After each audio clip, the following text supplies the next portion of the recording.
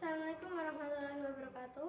Alhamdulillahirrahmanirrahim. Wassalatu wassalamu ala asrofil anbiya'i wal mursalin Sayyidina Muhammadin wa ala alihi washabihi ajmain, amma ba'du. Dan hormat kepada Abi Hanif dan Umidah selaku pengasuh Direktur Pesantren Seperti Melalui Ibu Hanifida, dan yang saya hormati kepada Miss Alfi dan Miss Yuyun selaku Kepala Madrasah MTS SMA Al-Quran Melalui Ibu Hanifida, dan yang saya hormati pula kepada Dewan Guru beserta stafnya dan kartis yang ada di rumah yang selalu mendukung saya dan saya sayangi, dan teman-teman saya yang saya banggakan. Perkenalkan, nama saya Niswatul Jannati, saya kelas 8 dari MTS Al-Quran Melalui Ibu Hanifida. Saya ingin mempresentasikan peta imajinasi saya pelajaran fikih, yaitu tentang bersuci. Yang pertama itu ada syarat wajib bersuci. Yang pertama itu balik itu dan berakal, suci dari hadas dan beragama Islam. Yang kedua itu suci dari hadas kecil dan hadas besar. Itu yang kedua itu ada syarat sahnya bersuci, yaitu telah tiba waktu sholat. Yang kedua menutup aurat dan pakaian dan tempat sholat. Jadi kita tuh syarat wajibnya itu kita tuh harus berakal. Balik itu sudah cukup umur gitu. Dan berakal, jadi kita tuh kayak bukan orang gila gitu, tapi kita tuh ya udah orang yang mempunyai akal. Semua orang mempunyai akal.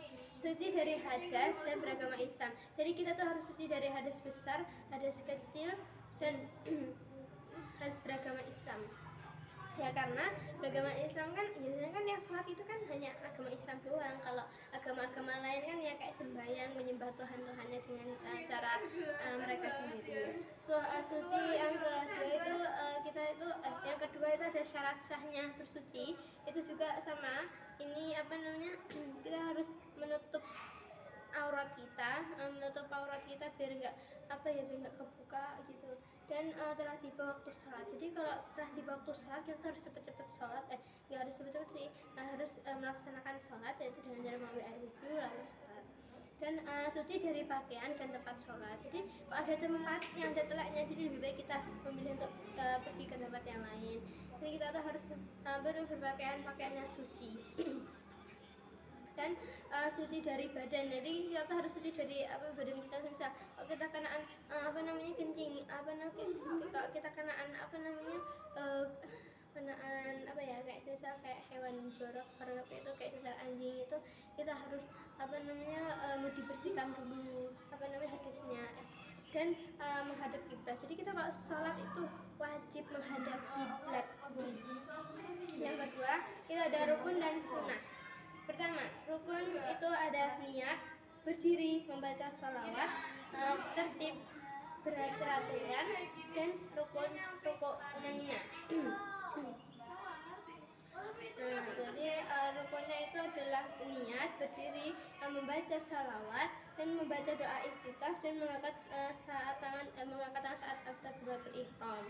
Yang kedua itu ada sunnah. Sunnahnya itu adalah diam sejenak sebelum atau sesudah membaca Al-Fatihah, dan ini meletakkan tangan kanan di atas tangan kiri, ya kan, gini, Allahu Akbar gitu. Dan menghubungkan takbir makmum dengan takbir imam. Dan rukuk tumakninah. Oke, sama yang ketiga itu ada yang membatalkan sholat. Yang membatalkan sholat itu ada terbukanya aurat, terkena najis, dan berhadas, dan tidak terpenuhi syarat sah sholat yang telah ditentukan, dan berkata atau berbicara selain bacaan sholat, dan makan dan minum pada waktu sholat, dan meletakkan gerakan atau tidak semestinya, dan tertawa-tawa. Terus yang terakhir, meninggalkan salah satu rukun sholat. Jadi itu adalah tadi deretan yang membatalkan sholat.